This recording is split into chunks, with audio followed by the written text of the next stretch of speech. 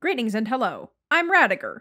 Welcome to my Content Farm, the show where an SCP author makes money off of people who make money off SCP authors. If you are among the handful of people that complained last time that my 60-second intro was too long, you can skip to this timestamp.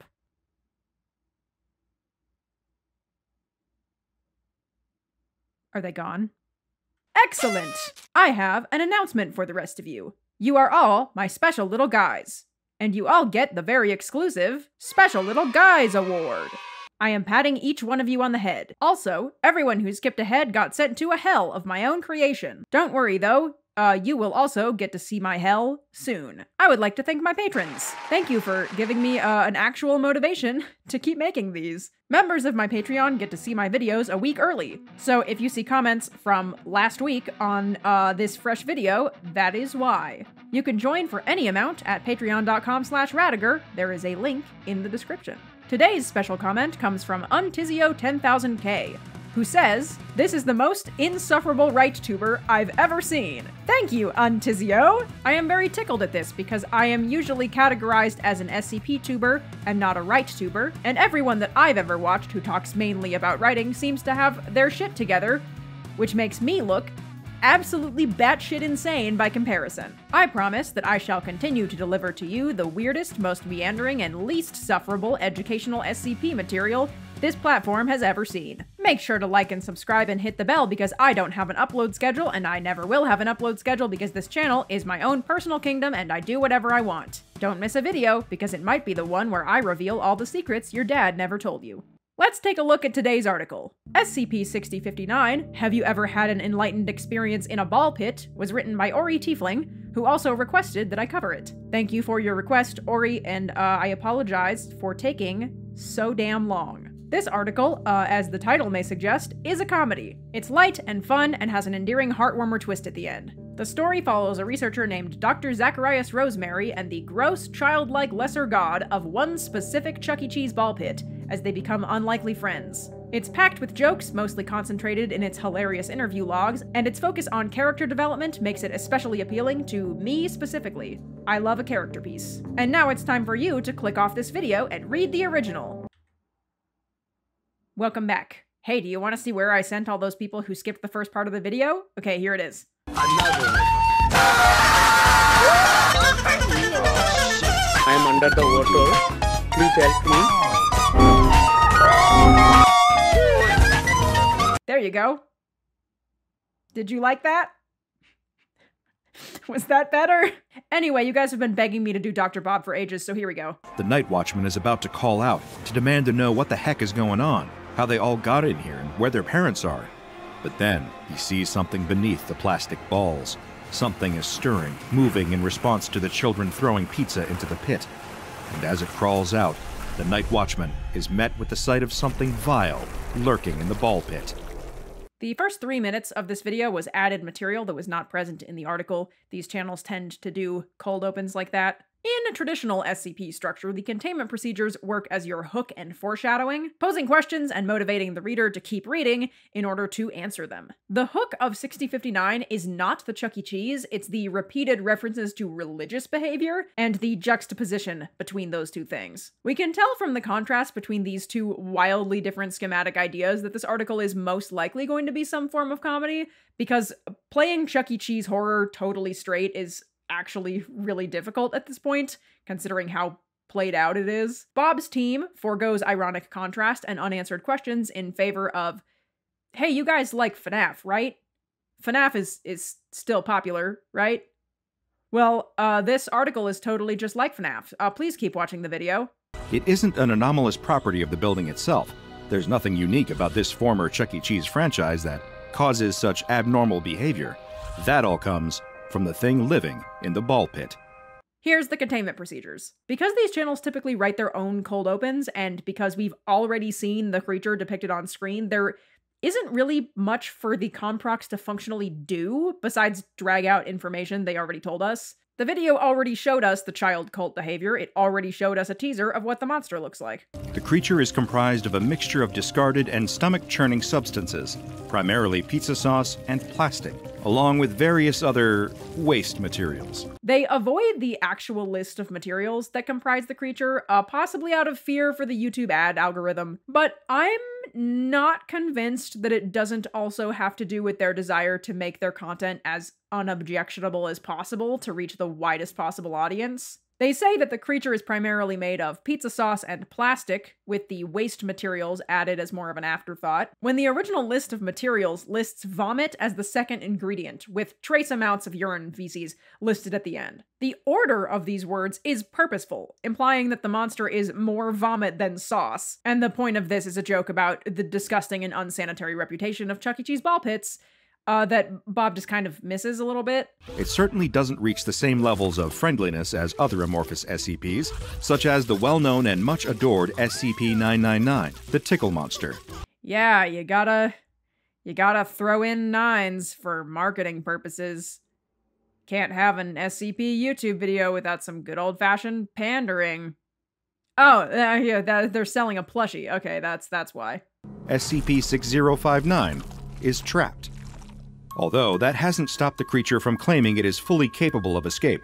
That's right, SCP-6059 can speak too. Here, Bob misses not only a great quick joke, but also the first indicator of 6059's personality. In the Conprox, Ori tells us that 6059 is at least intelligent enough to need enrichment and have some sort of conception of good behavior. Here, Ori writes, SCP-6059 is incapable of leaving the confines of its ball pit, despite constant statements to the contrary, which serves to not only quickly and efficiently tell the reader that 6059 is also sapient enough to speak, but also makes the first allusion to this thing's personality and further establishes the tone as a comedy. Strictly speaking, if this were a real research document, the only info that we would actually need is that it can't leave its ball pit. The, despite constant statements to the contrary, is extra that we don't actually need in order to contain this thing. So why bother adding this extra info? Because it is a joke! And this is a comedy story. Can you guess which word in this sentence actually makes this joke work? It's constant. So not only is this thing wrong about its ability to leave, either due to it deliberately lying or being delusional, but it's wrong often. And it won't shut up about it. Bob can't use this kind of subtlety, so the team just tells us outright by making it mostly a scene transition.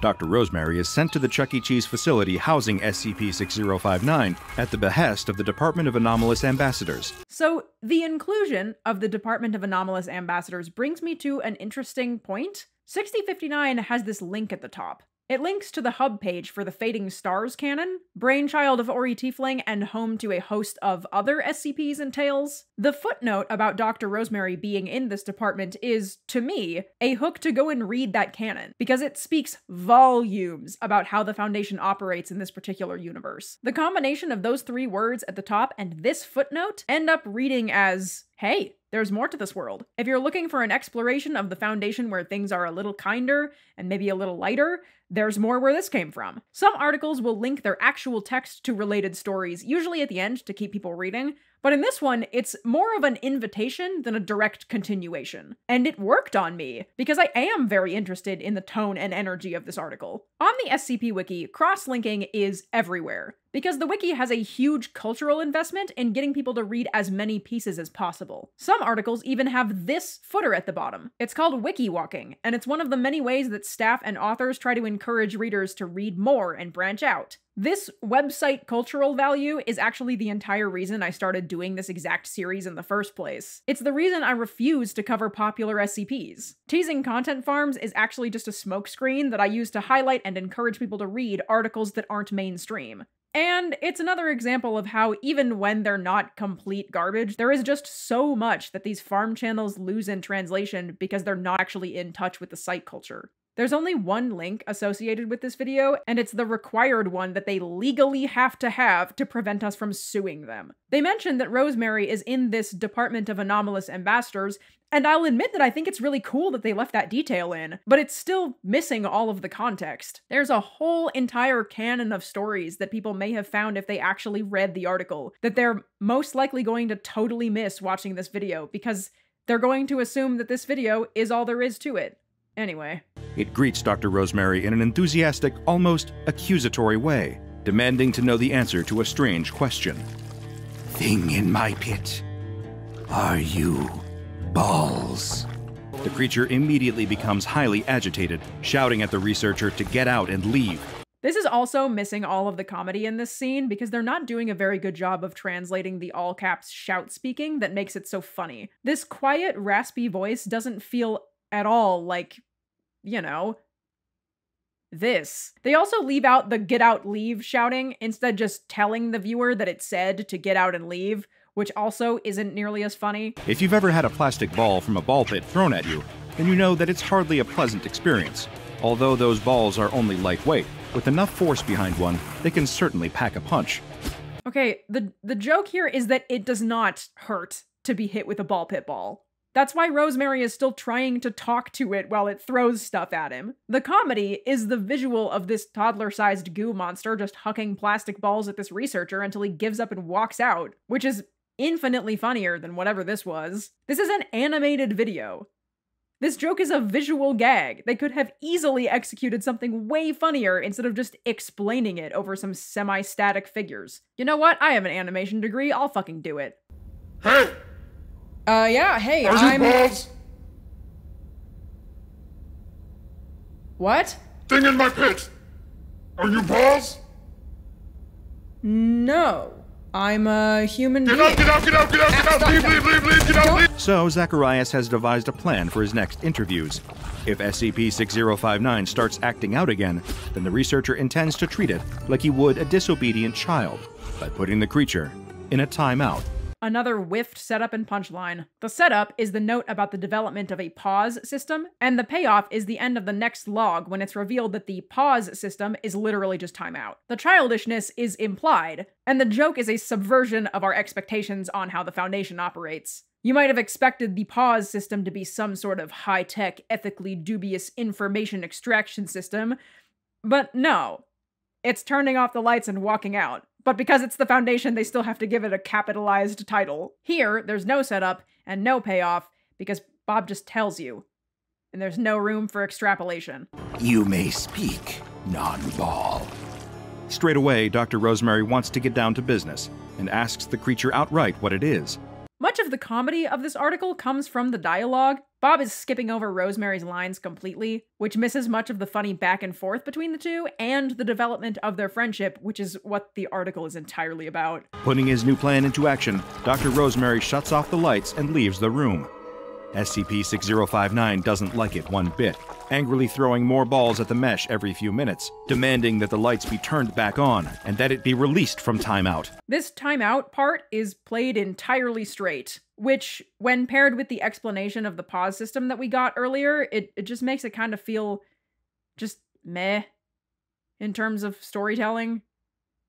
The shots almost make me feel like they're trying to do it as an action sequence, which is, again, really weird because they're using a visual medium that they could actually use to progress the storytelling. The visual of 6059 left in timeout is fucking you know what? Fine, I'll do it. All right, that's lovely, SCP-6059. That didn't answer my question, though. Oh, didn't it? No, it didn't.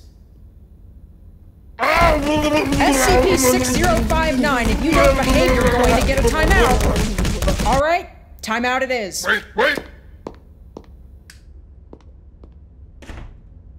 Turn the lights back on, mortal! Release me from this timeout immediately! Please come back!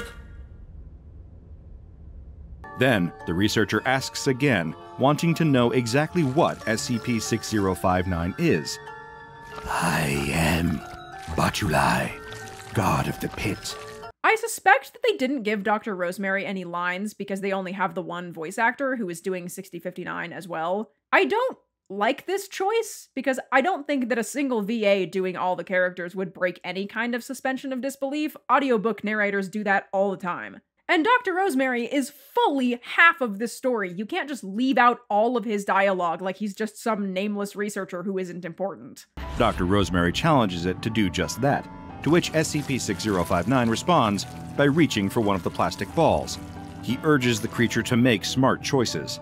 Putting the ball back, it confirms that its domain is just the one ball pit it currently resides in. It's hard to overstate the extent to which these channels waste the potential of animation as a medium. This is another visual gag.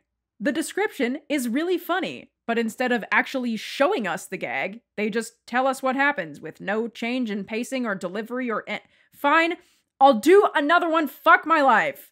So, is that just this ball pit or all of them? I haven't seen you make much of an attempt to leave here. I am more than capable of leaving my pit. I am all-powerful. Okay, leave the pit then. Make smart choices, SCP-6059.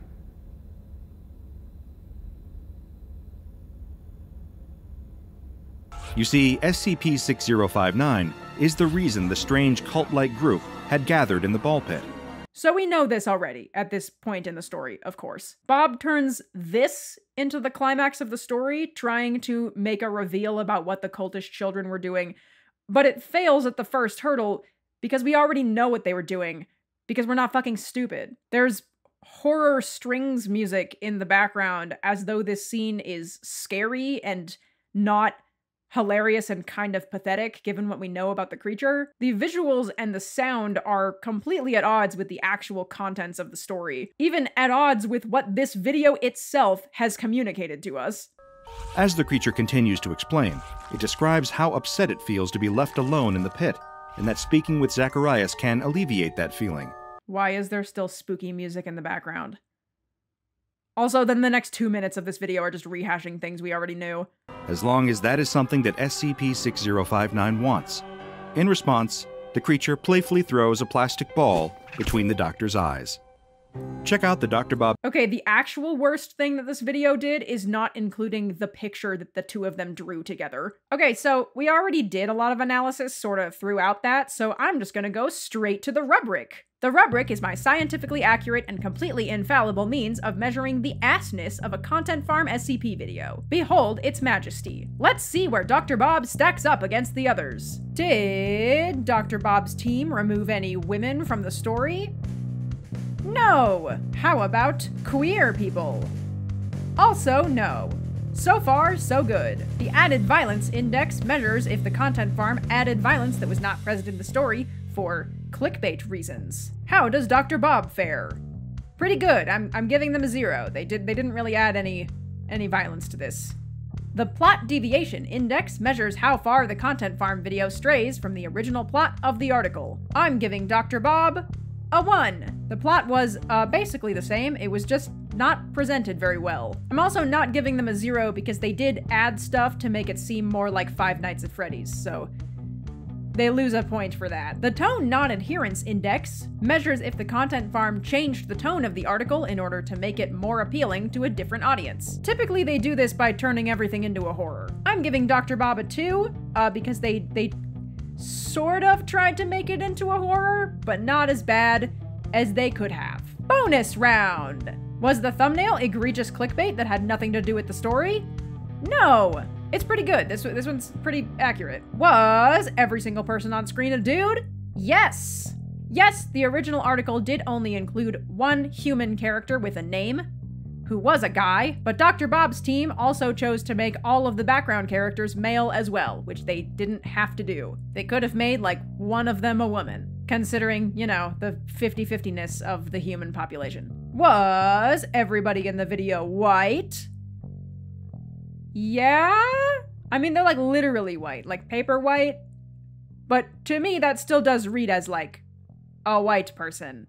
So I'm going to count this negatively against them. Let's take a look at our final score. 72%, which gives us our very first A tier. It's important to note that this is a tier list for Content Farms, so even stuff higher on the tier list is probably going to be also not very good. A lot of people have been asking me for a very long time to do a video about Dr. Bob, and I will admit that I've been putting this channel off for a long time. Not because it's bad, but because it's not as bad and is instead just boring. The Rubber, as much as I really do hate watching their videos, are marginally more fun because they tend to fuck up things a lot worse, and that gives me more to talk about. But from what I've seen, Dr. Bob is fairly faithful to the content of the articles they cover, but only the content. It's just a summary. If you want to judge this video by actual metrics of storytelling and animation and writing, it's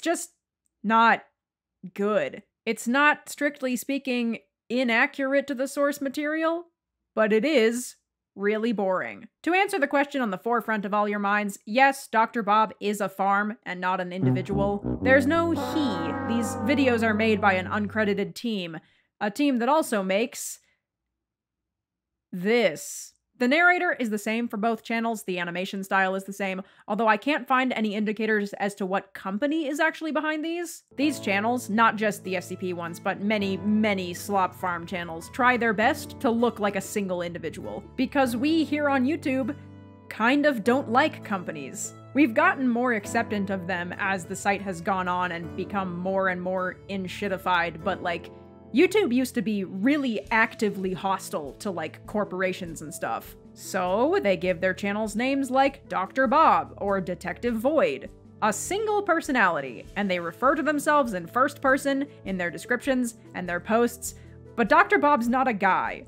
Dr. Bob isn't one animator working hard to make these videos. Dr. Bob is a team of animators cranking out low-quality stuff every couple of days. Just for some perspective, no single animator is making a 20-minute animation, even a low-movement one, every couple of days. Animation takes so much longer than you think it does. These channels lie by omission because they don't think their audience will care, and a lot of the time, they're right. Most of their audience doesn't give a shit.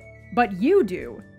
Or you wouldn't be watching a channel that does honest-to-God literary analysis on fucking SCP articles. I'm not gonna act like you're a bad person if you still like watching Dr. Bob. I could make a feature-length movie about how these kinds of videos are slop that damages your attention span and harms your critical thinking ability, but that also doesn't make watching them morally wrong. I don't think that anybody should go to jail for eating junk food. Sometimes you just need a bag of Bugles after a long day. But if all you eat is Pringles, day in and day out, not only are you making your body feel worse, but you're also missing out on the wonders of eating chili garlic roasted broccoli and grilled peaches with cinnamon.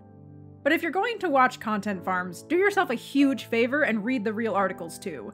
It's so good for your creativity to read things that you have to concentrate on and think about, even if it's not as easy as watching a summary video. And who knows, you may even stumble upon your new favorite thing that no content farm has ever covered before. Okay, that's the end of the video. Thanks for watching. Bye.